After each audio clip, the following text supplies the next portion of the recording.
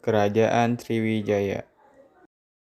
Hai semuanya, perkenalkan nama saya Muhammad Rika Fadil dari SMA Negeri 1 Kota Sukabumi, kelas 10.9.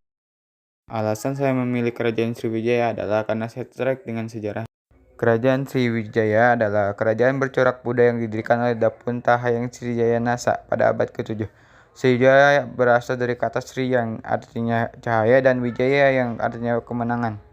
Kerajaan Sriwijaya terletak di tepian Sungai Musi, daerah Palembang, Sumatera Selatan. Dari prasasti Kerajaan Sriwijaya, yaitu Prasasti Kota Kapur, diketahui bahwa kerajaan ini berdiri pada abad ke-7 dan pendiri disebut Daputayang Sriwijaya Nasa.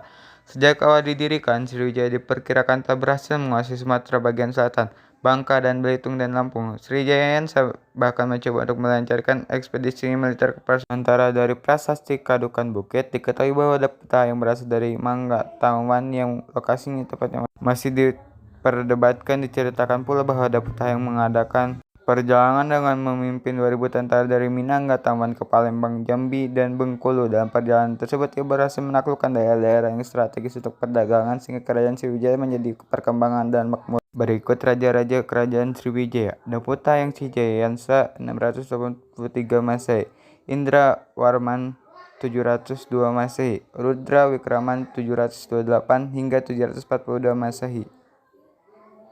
Puncak kejayaan kerajaan Sriwijaya dapat diraih pada masa pemerintahan Raja Balaputra Dewa.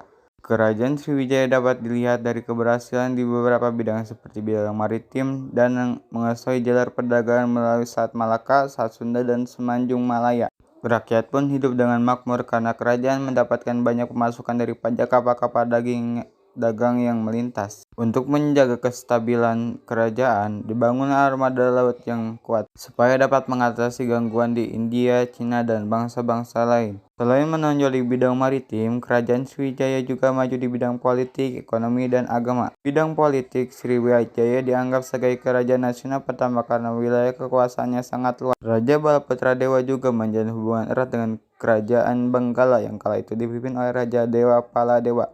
Raja ini menghadiahkan sebidang tanah kepada Balaputra Dewa untuk mendirikan asrama bagi para pelajar dan siswa yang sedang belajar di Nalanda. Hal tersebut menandakan Balaputra Dewa memperhatikan ilmu pengetahuan bagi generasi mudanya.